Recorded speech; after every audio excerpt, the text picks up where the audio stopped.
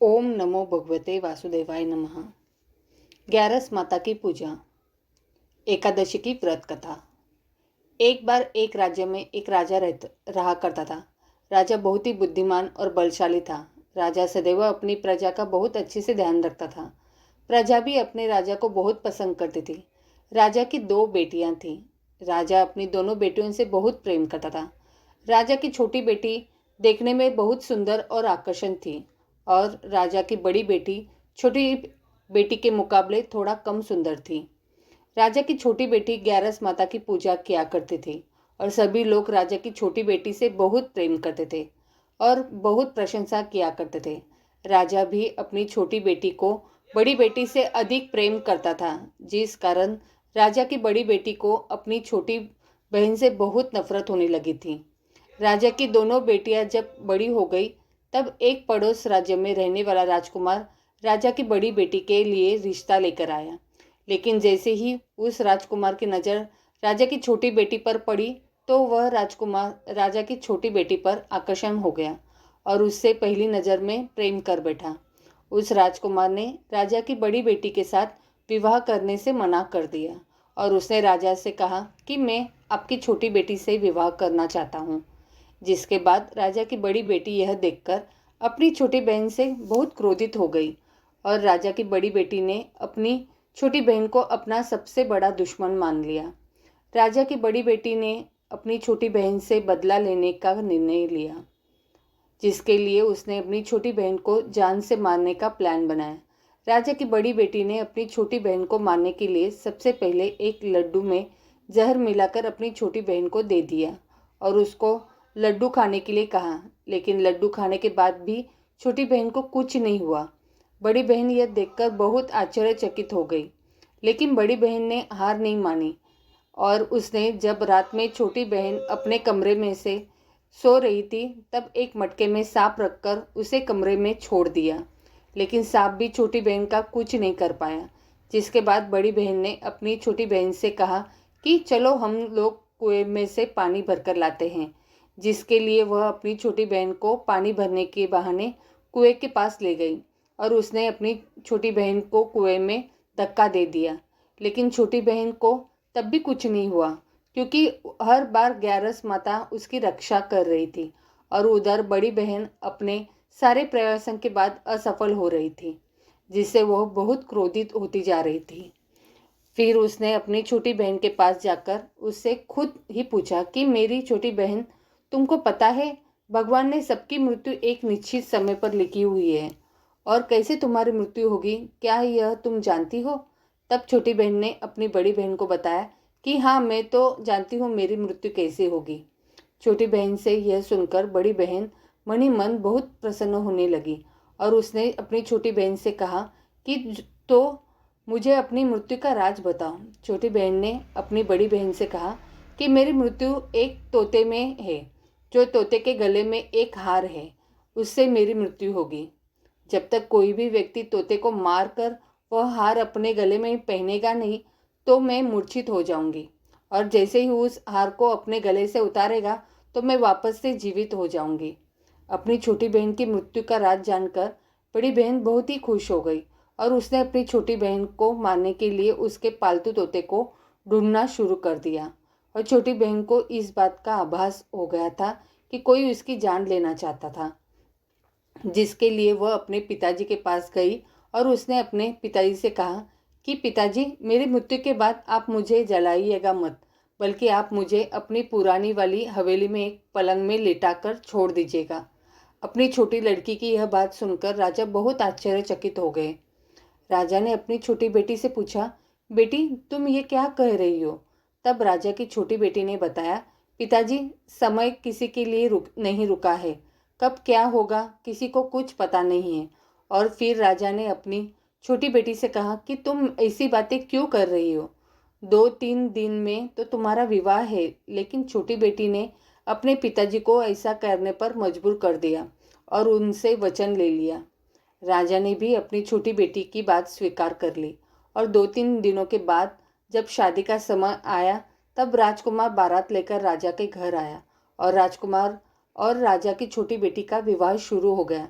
जैसे ही राजा की छोटी बेटी राजकुमार के साथ फेरे लेना शुरू करती है तो उसकी बड़ी बहन अपनी छोटी बहन के कमरे में जाकर उसके तोते को पकड़ लेती है और उसको जान से मार देती है।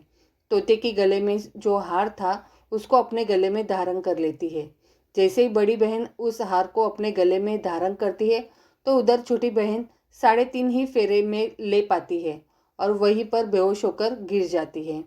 जिसके बाद राजा ने बड़े बड़े दर्द हकीमों को बुलवाया और अपनी छोटी बेटी का इलाज करने के लिए कहा। राजा की बात सुनकर वैद्य ने छोटी बेटी को जब चेक किया तो राजा को बताया कि आपकी छोटी बेटी ना तो जीवित है और ना ही मरी हुई है। यह मैं ऐसा पहली बार देख रहा हूँ। राजा ने वैद्य और हकीम को यह बात बाहर बताने से मना कर दिया और उनको कहा कि अगर तुमने यह बात किसी को बाहर बताई तो हम तुम्हें फांसी दे देंगे। राजा ने अपनी छोटी बेटी को पुराने महल में जाकर एक पलंग में लेटा दिया और वहाँ पर कुछ सैनिक को तैनात कर दिया। वापस अपने महल पर आ गया। राजा की बड़ी बेटी अपने पिताजी के पास आया और कहने लगी कि पिताजी, अगर यह शादी संपन्न नहीं हुई तो आपकी इज्जत का क्या होगा? आप कहे तो मैं आपकी इज्जत बचाने के लिए राजकुमार से शादी करने के लिए तैयार हूँ। जिसके बाद राजा ने अपनी बड़ी बेटी की बात मान ली और राजा ने बड़ी बेटी को छोटी बेटी के कपड़े पहनाकर मंडप पर भेज दिया।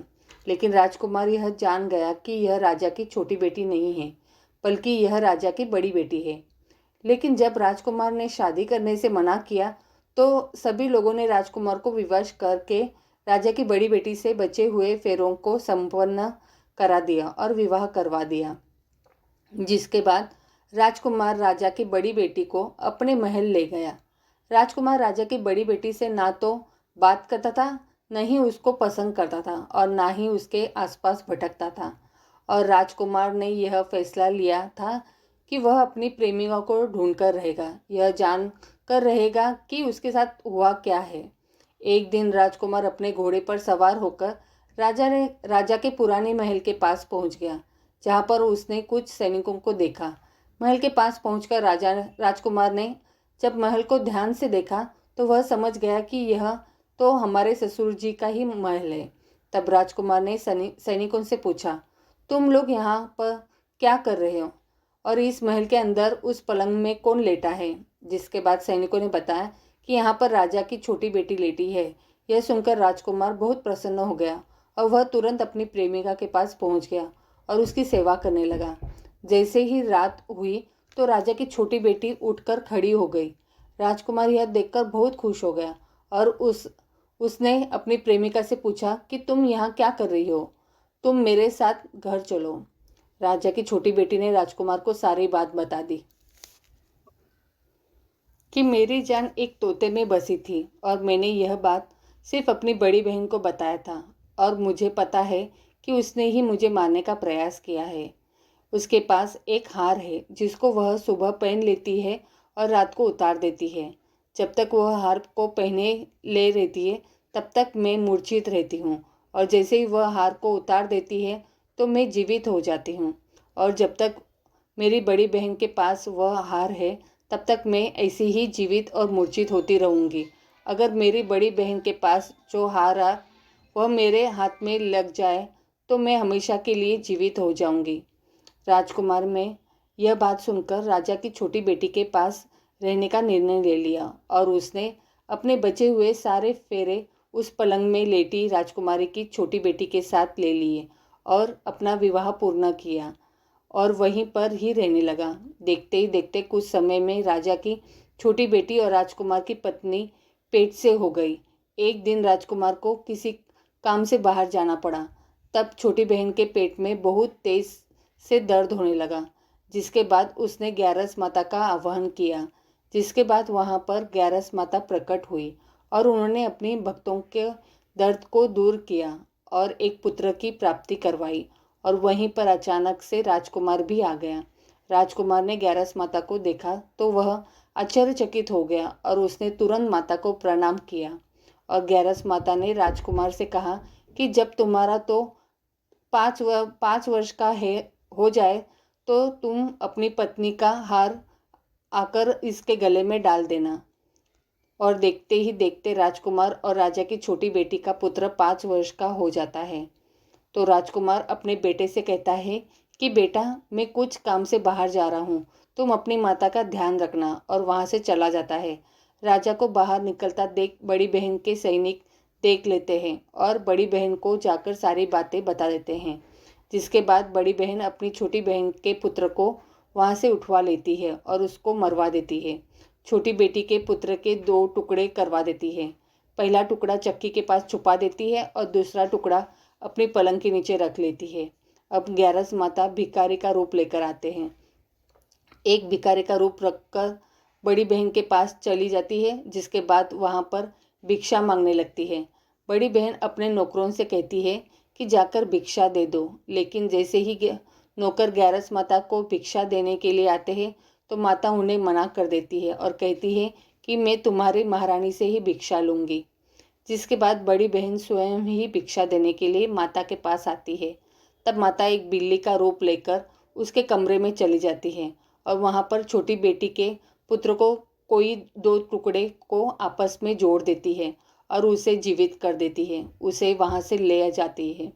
राजकुमार अपने बेटे को लेकर अपनी पत्नी के पास जाता है और उसे कहता है कि तुम इसका ध्यान रखना, अगर तुम इस बच्चे का अच्छे से ध्यान रखोगी तो मैं तुमसे बात करूँगा। एक दिन राजकुमार अपने बच्चे से कहता है कि तुम माँ के उनके गले का हार मांग लो। जिसके बाद राजकुमार का लड़का अपनी मम्मी के पास जाता है और कहता है कि मम्मी, मुझे तुम्हारा हार चाहिए जो तुमने गले में पहन रखा है। यह सुनकर पहले तो बड़ी बहन बहुत क्रोधित होती है, पर उसको यह याद आता है कि राजकुमार ने कहा था कि अगर मैं इस बच्चे का ध्यान अच्छे से रखूंगी तो वह मुझसे बात करेंगे, जिसके कारण वह हार को उस बच्चे को दे देती है और वह तुरंत हार को ले जाकर अपने पिताजी को दे देता है। और तभी राजकुमार अपने बेटे को लेकर वहाँ से जाने लगता है और अपनी पत्नी से कहता है कि तुम हमारे लिए खाना बना कर रखना, मैं शाम को आकर तुम्हारे साथ खाऊंगा। और वह अपने बेटे को लेकर वहाँ से चला जाता है। जिसके बाद वह राजा के पास जाता है और उनको सारी बातें बता देता है। राजा अपनी बड़ी बेटी की यह करतूत सुनकर बहुत क्रोधित होते हैं और अपनी परवरिश पर ही दोष देने लगते हैं और राजकुमार को अपनी छोटी बेटी के साथ रहने के लिए आदेश देते हैं। तो बोलो प्रेम से राधे राधे।